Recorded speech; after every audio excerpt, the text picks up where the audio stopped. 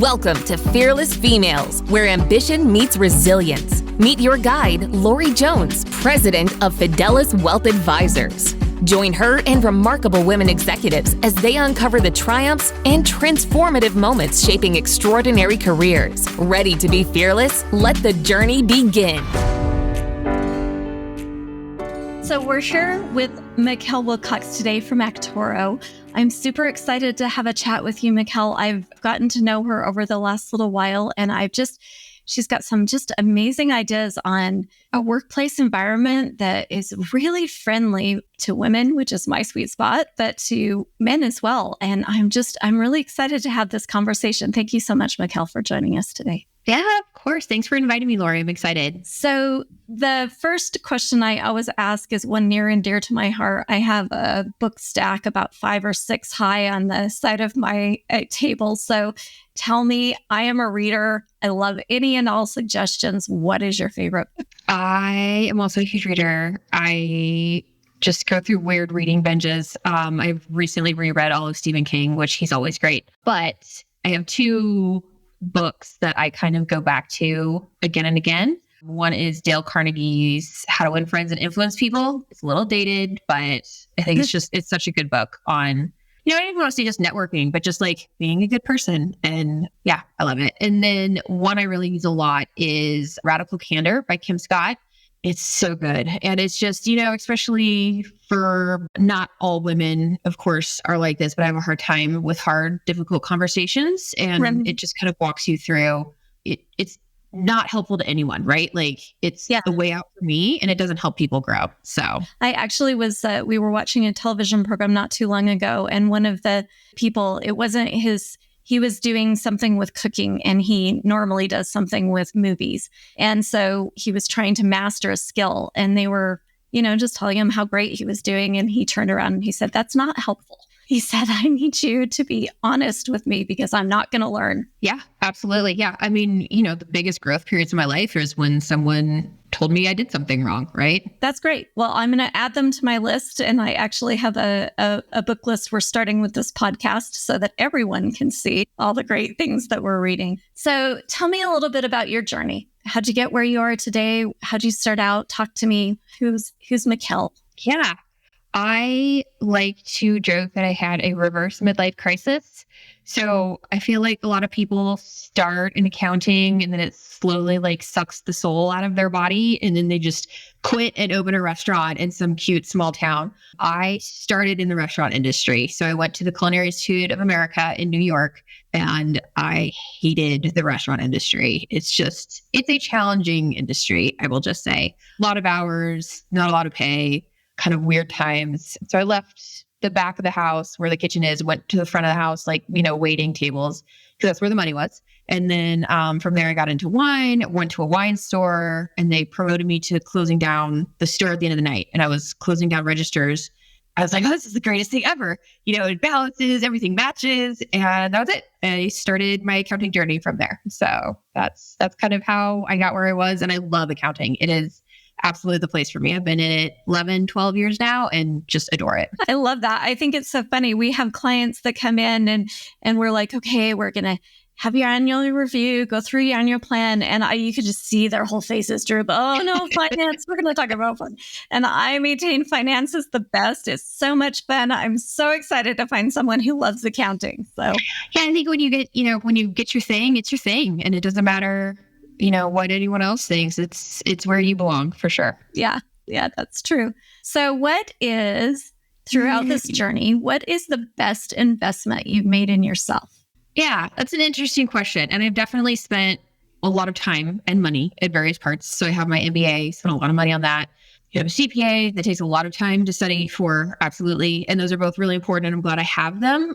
But I think the biggest investment in myself, and it's going to be really low key and easy, but just setting time aside to figure out what you want. Who are you? What makes you happy? What are your goals? And then how do you get there? What are the steps? What books do I need? What further education I need? And I think, people don't often look at, they tell you a lot in entrepreneurship, right? You can't just work in your business, you have to work on your business. And so a lot of it's the same with investing in yourself. Like you can't just do the things, you have to work on yourself. And so I think that's the biggest investment I've ever made, is just realizing that I need to set aside time to plan first. So do you do that? Like I will set aside time to plan too. I set aside time to plan at my desk, and then the phone rings and my kids come in or my employees come in and there's no more planning done. Do you do like a retreat, or how do you carve out that time? I wish I was more organized, like retreat. That sounds amazing. My big secret is first thing in the morning, right? Don't ever try to plan anything important but not urgent in the evening, because it won't get done. It just won't. So first thing in the morning are my important but not urgent things. So things like, working out or planning both my day and, making sure it aligns with kind of my longer term goals are definitely morning things. So how long do you do it for? Do you like plan for 5 minutes every day, or do you take an hour each day, or is it fluid? What does that look like? And an hour would be amazing. No, it's really more like 10 or 15 minutes, and then 10 or 15 minutes to kind of plan the day, and then just checking in if it is still working for my larger term goals. And then I'll have, I guess more serious, like almost like annual kind of sit downs with a good book that I found, because I do read a lot also on, goal setting or things like that, and just making sure that, I am where I think I need to be. It's interesting because I am a big reader, but a lot of times I forget what I read. So that idea of sitting down with a book and like making it stick, so to speak. Yeah. I try to alternate fiction and nonfiction for that exact reason. Like if I read too many nonfictions in a row, I just don't do anything with any of them. So I love this question, and I ask it a lot, but what is the worst advice someone gave you? And did you take it? What'd you learn? Yeah. So this might be controversial, and you kind of know my origin story already now, like a superhero. The worst advice I ever got, and I didn't take it, was, and it's common advice, to follow your passion. And I think it's advice that sounds good, but especially now that I'm, getting a little bit older, I think passion has to be tempered with some practicality. So, I love cooking. I do. I still love cooking. It's how I relax. It's how it's my love language. It's just not, it's not the career for me. It wasn't practical for a number of reasons. And once I kind of realized that I need that practical part of my journey, it just became a lot easier. I like being able to pay my mortgage and see my kids in the evening. And to me, that is worth way more than any huge passion I have. So I think it's important to enjoy what you do. But, sometimes following your passion can be not a very comfortable road. Yeah, I tell my kids that all the time. My daughter has a passion for art, and I'm like, okay, but you got to make it work for you, because being an artist is not a profession. It is not a profession. And is there a way you can make it look a little bit different? Or if you can't make it look different, after I graduated, once I realized restaurant industry wasn't for me, I didn't cook for like 5 years. Like I couldn't stand to be in the kitchen. And it took me a while to get that love back. So, sometimes a good way to kill your passion is to make it a career. Well, and it sounds like from talking to you that you do love accounting, that you do, so maybe there's dual passions, or you can develop a passion. Yep. Agreed. So what about your regrets? As you look back kind of on the lessons that you've learned, anything that you would have maybe done differently if you could go back and talk to yourself in the past? I don't know that I would have. I definitely have decisions that weren't the best. I paid for the student loans for my cooking degree for a while, but I think giving yourself grace is very important. And, I made the best decision I could at the time with the information I had. And looking back with the information I have now, it was the wrong decision, but I didn't have that information then. And I think, it's all just the journey that led me to where I am now. Looking back, I probably would have bought into Apple. I did not. So, maybe that's my biggest regret, but I don't know that I don't have any, I guess, huge things I would change. I think I had to get here in my own way. And I think that's true for a lot of people. So they talk about, we have question of the day, and we do time travel, where would you time travel to? And mine is always, I would go back and buy Apple stock at the beginning. So. Yeah, that's it. Like, that's my biggest regret, is I didn't buy Apple stock. But, a lot of people didn't. Yeah, for sure. So I like that. I like that you've taken those lessons and that you've kind of learned from the journey that you had, and that you don't regret, that maybe even the mistakes are not so much regrets, but more learning experiences. Yeah, definitely. And maybe there are things that I wish I had known earlier, especially, now that I'm an entrepreneur. One of the, I didn't actually, going back to Apple, like, I thought that's what you had to do to be an entrepreneur, right? Like, you had to come up with the next Apple or the next Facebook. And I didn't realize you could, I knew it, because obviously there's plumbers and electricians all over the place, but it just didn't even cross my mind that, I could just, do what I do for a living and, make a business out of that. So I wish I'd come to that realization a little earlier, but I picked up really good pieces of knowledge and experience on the way. So I'm okay with it. Several years ago was talking about making, looking at what you do day to day. You usually figure out where the holes are and where the need is. And so, changing that, seeing that need and being able to fill it is basically an entrepreneur. Right. And I think it's really important, seeing that kind of mindset that, all right, something's needed here. Here's what can fix it. And, regrets. I don't make the best decision all the time, but sometimes I think it's important to just make a decision, because you're probably not going to make the worst decision, right? You will make the second best decision, or maybe the third best, and just roll with it. It's better to make that decision and move forward than just sit there and kind of not do anything because you are scared to regret it later. Yeah, that's a really good point. I love that. That's something that I think that more people, there's a lot of perfectionism going around, and sometimes waiting for the perfect decision is actually the wrong decision, So yeah, I like that. We definitely have our share of perfectionists in accounting. So yeah, finance in general. So what if you could go back and give yourself a piece of advice when you started out at age 20? But maybe since since you went through the whole culinary experience, because I bet your advice, don't go through the whole culinary experience. Right. What if you could go back to the beginning of your accounting career when you were first starting out there and give yourself a little bit of advice? Yeah. If I knew where I was going to end up, I would probably tell myself, to try to develop some more skills around entrepreneurship, working with small businesses, that type of thing. When I first started, I really wanted to do corporate accounting, CFO at a large company. And so at the beginning, that's very much what I tailored kind of my resume, my experience, my education, all of that to developing that skill. But, that skill was also, it's useful now. I'm able to talk with people very easily. I'm able to bring some higher level analysis to my clients that maybe I wouldn't be able to if I had just focused on small business. So it also never hurts to have a crystal ball. So that's, if I could tell myself anything, that's probably what it would be. Yeah, I know. I get asked about a crystal ball about once a week. So I feel that deeply. Do you tell people that you'd be on an island somewhere if you had one? Those are my exact words. I would be on an island somewhere if I had a crystal ball. So yeah.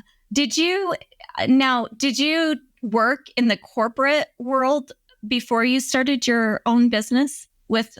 I did. Yeah. I was, my plan was to be a CFO at a Fortune 100 company. And, I went to the right school for the MBA, was working my way up, and it's a lot of hours, which I didn't necessarily disagree with. I never liked it, but I understood that was just kind of a requirement. But then I was fortunate enough to get into a Fortune 100, working very closely with a CFO, and I realized I hated his job. It's not even accounting anymore at that level. It's just a lot of shareholder management, and I love accounting. That's not what I wanted to do. So, I think COVID kind of gave a lot of us the opportunity to reset and rethink about what was important. And so I started this company. So was there an aha moment where you're like, yeah, this is not the path for me, I'm turning around? Or was it just a series of like little aha moments where, ooh, he looks like he works a lot? definitely a series of little aha moments. I mean, that wasn't even like, that almost sounds like an aha moment, but it definitely wasn't. We all got sent home for COVID. I got to see my family more, which is great. I, picked up the ukulele because that's what we did during COVID, and I had time for hobbies again. And then we were having our kitchen redone, and our contractor was complaining that he couldn't find any good accounting help. And I was like, I can do that. And, I picked up his books and kind of realized there was something there. So it was definitely a whole bunch of little moments that led up to it. So did you end up then not going back after COVID? You started your own business? I went back briefly. So my plan was to go back for a little bit, and then business just got so many new clients so quickly that I was like, there's not much point to it. Might as well rip the Band-Aid off. So that's a great problem to have. It is. There are definitely worse problems. I am very aware. So what scared you the most at the beginning when you started your career? And does it still scare you? So I wouldn't say at the beginning of my career, I don't think anything was scary, right? First off, you're young and nothing's scary when you're young. But second, accounting's generally seen as like the safe career. So there's nothing too scary about going into accounting. Starting your own business is pretty terrifying. I was definitely the breadwinner for my family. So that was just a very different deliberate action that had to be made, and, some lifestyle choices that we had to give up. And just the uncertainty, it's especially once you start building your company and you're hiring people, you have people's payroll in your hands and you have to make the right decision or a lot of people's lives get impacted. So yeah, I don't think anything too scary at the start, but it certainly gets scarier. Were there any skills as you started that process? I have a lot of entrepreneurs that I work with. And were there any skills that you wish you had, before with your crystal ball that you'd worked on? I actually, so first, I've been blessed, as my mom tells me, with an overabundance of self-confidence. So I will actually say I was pleasantly surprised at how many skills I already had, especially when it's something you care about. The first couple of times I had a customer call, a potential customer call, it was scary. Absolutely. And I got used to it really quick. And it turns out I never thought I was much of a salesperson. Accounting and sales are usually pretty opposite, but when it's my company and it's something I love, it turns out I'm really good at talking about it. And, networking is another one. I never thought, that I'd be any good at it, that I would like it. And again, I like talking to people and learning about their businesses. So yeah, I think I was actually more just pleasantly surprised that so many skills that I had developed applied to entrepreneurship. I love that. Yeah. And there's a wide range of things that you kind of need to pick up or outsource as you start your own business. Yes. And I guess that's enough. Let me back up then. Maybe not thinking twice about the skills that I don't have and just getting rid of, this process. So like IT is a very good one that we were laughing about before we started. I have absolutely no IT capabilities at all. It was the first thing I outsourced and I pay a lot of money for it. And it was, I don't even think about it. I just send it to my IT department and they handle it. So yeah, I know where I should be. And if it's not where I should be, I get someone else to do it. Yeah, I love that. I really do love that mindset because I firmly believe you can do anything you set your mind to, but I don't know anyone that wants to, that wants to do a 401k plan, for instance. That's my happy place, but it does not seem to be everybody's happy place. So outsource that stuff. Yeah. I mean, I guess I can see that a lot of people don't like doing accounting, which is why my firm is where it is. So yes, I agree with that also. Yeah. There you go. So what about unique challenges, maybe in the corporate setting or owning your own business because you were a woman? I know that we as women, a lot of times there's a childcare or there's a balance, or a lot of times we're too hard on ourselves. What did you run into any of those? Yeah. So, I think balance is always going to be tough. I'm luckier than a lot. My husband was able to stay home with our kids, which was great. And, not everyone is able to do that. And it just makes everyone's life so much easier. And the thing that really, I think, annoyed me the most as far as, unique challenges being a woman is constantly having to outperform male peers. Mm-hmm. And I don't know if it's like a fairness factor or what it was, but it would just drive me crazy. And it's not like it's a one and done, right? Like you can just show, you're more efficient or whatever one time. Like it's, you have to do it constantly. And it's not even, especially a lot of the more old fashioned companies, it's not even who can work smarter, faster, more efficient. It's who's there the longest. That is almost like the sole criteria they use. Like who is there before the CFO shows up in the morning and who is still sending emails out at 11 p.m. Like that's the person that gets the promotion. And, I think in a lot of cases, that's not the woman. We have other priorities, other things we have to get to. And it doesn't matter if we do as much or as, more in less time, like that's still the only criteria they use. And so that was always rubbed me the wrong way for sure. Yeah, I found that as well, that a lot of times we're dealing with, we're the caregivers a lot of times, caregiving parents, caregiving children, caregiving employees, so we're helping out in those ways, but the time factor, and it is unique to women. A lot of times we cannot give that amount of time. So that's interesting that you brought that up. So what, Mikell, are you most proud of? I, have a lot. Like I have a great life. I have 2 great kids. My husband's awesome. I lately am most proud of my firm. Think I mentioned we've been around about 3 years. And I tried, so accounting is just kind of a tough industry, definitely suffering from that hours issue that I mentioned. And kids, I say kids, but young adults graduating from college, they don't want to work 60 or 70 hours a week anymore. And I don't, and I think there's, some viral things. There's some girl who was complaining about her first 40-hour week and everyone was making fun of her. It's not like, I don't want to do that. Like, why are we making fun of them? They're right. I created this firm with the idea that everyone was going to work 32 hours a week. And so that is our full time, is 32 hours a week. We are remote, very flexible with work hours because everyone's a grown up. And as long as you put your 32 hours in, I don't care if it's 4 days a week. I don't care if it's 5, 6, however you need to kind of juggle your time to, get your work done, but then also go and enjoy the rest of your life. If someone's even working 40 hours a week, between commuting and getting ready, you only have a couple hours in the evening and then the weekends to live your life. And I don't think that's, I don't want that to be the direction industry careers are going. I want us to be going in the direction where we have more free time. And it's not just moms. We have men, one of a gentleman we just hired has, like 300 dogs or something. He has a lot of dogs, but like, that's his thing. Like he has his dogs and he wants to spend, he and his wife want to spend time with them. And I think they should be able to and have a fulfilling career and still go and have a whole part of their life afterwards. So we've been building that and it's been awesome. I have a great team that's helping with that and that's very passionate about it. And I'm very fortunate to have that. And yeah, that's what I'm definitely most proud of right now. I love that theory. So they work 32-hour weeks, but they get full-time pay, right? They get full-time pay. Absolutely. And, we're not, the accounting career or the accounting industry has good pay, definitely good pay. We're not, the top of the pay scale, but we're not the bottom either, kind of solidly in the middle.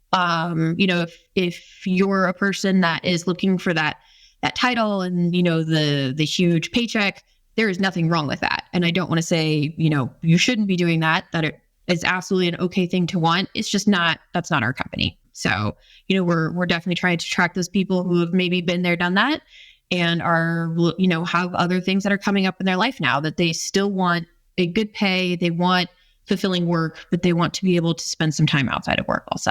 I love that. The younger generation is actually showing me, providing a really good example of setting those boundaries and kind of taking time for work. Our generation and older a lot of times works around the clock and it just leads to burnout a lot of times. You're not taking care of yourself. Yeah. And it's, you can learn something from everyone. And I think, and then that's actually, I don't want to say a struggle, but something when our hiring managers, we kind of screen for is that old school mentality, asking people how they measure performance. And if it smells anything like ours, like they're not our manager. Yeah. They're not going to work for you. So what is the biggest advantage you've seen with that? Or what are some of the success stories there with I think it's full circle. And so our number one value in our company is that our clients are customer service or the customer's always right. Our number one value is our team. And so, that's kind of how we show it are these flexible hours, remote. Because of that, we attract really great people. I don't have the staffing issues that a lot of accounting firms have right now. We were hiring a CPA and I had like 40 CPAs apply. Like, it was crazy. Wow. And, we get really good quality people. So all of our bookkeepers have accounting degrees, our tax person's Big Four, and then really good quality people makes our clients really happy. And so our clients are willing to pay a premium because they're getting awesome, great customer service. They're getting knowledgeable results, they're getting it timely.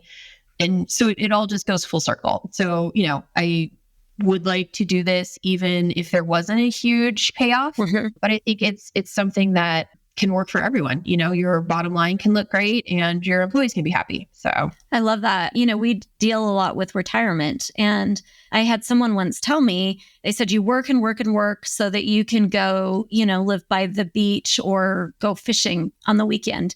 And so you're working these crazy hours and whatever, so that you can eventually go fishing on the weekend. What if you worked 32 hours a week and went fishing on the weekend? Right.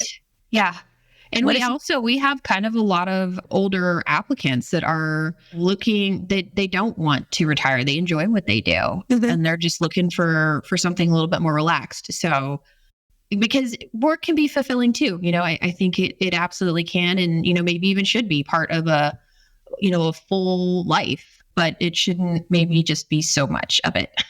Yeah. Maybe the rat race, maybe get off the treadmill and, take a little bit of time. Yeah, I love that. Yep. I'm really excited about what you're doing there. I think that it does lend itself really well for my sweet spot, which is, women in the workplace. Again, with a lot of women taking time off to raise kids or are taking more of the caretaker role with their parents, that gives them a lot of flexibility to be able to still continue to have a career and yet raise the kids or be present in their lives. Yeah, absolutely. And that's exactly who we are trying to target, with people joining our team, is, really talented, awesome workers that just don't want to do it 50 or 60 hours a week anymore. And, just knowing that there's a home for them also. And the home is not dropping out. There are alternatives, I guess. I really wish that there had been something like that when I was raising my kids, because same. Yeah. We're that generation. So, we get to build it. So, there are worse things. At least I think we're starting to go in the right direction. Yeah. Passing it down. I agree. Yep. Yeah.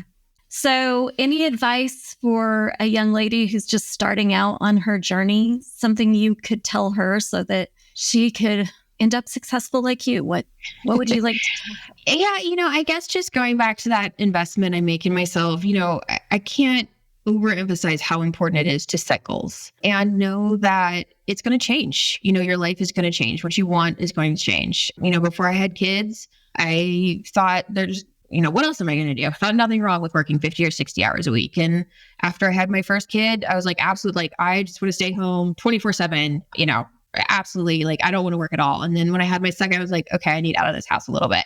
So, and all of those are okay, right? they were all me at the time. And, just knowing how to set goals and how to achieve them lets you adjust and pivot to the different places you are in your life.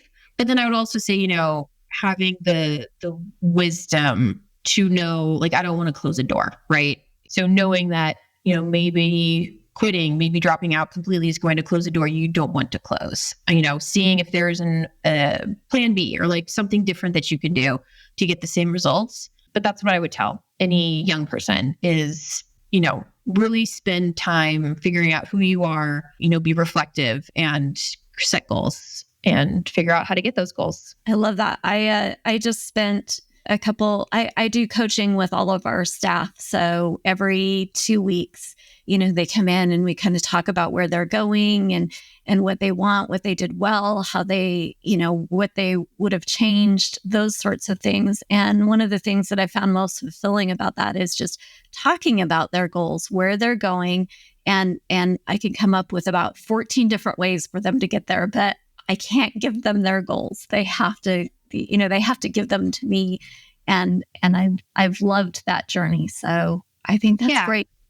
And just checking in with those goals, a goal you set, it doesn't have to be your goal forever. It's once that goal just doesn't hit anymore, take some time and figure out why. Maybe it's not the place you're at in your life anymore, and that's okay. Your life is going to change. Yeah. I mean, who you are at 18 is not who you are going to be at 30 or 40 or 65. Yeah. Yeah. And I think that's where your idea of kind of taking time to work on the business, but also work on yourself, to take those 10 or 15 minutes a day to kind of think big picture and what do I want out of life? Am I still on the right track? Is this still what I'm planning on doing? Yep. Well, I love that. So thank you so much, Mikell, for your time today. Thank you. I really appreciate it.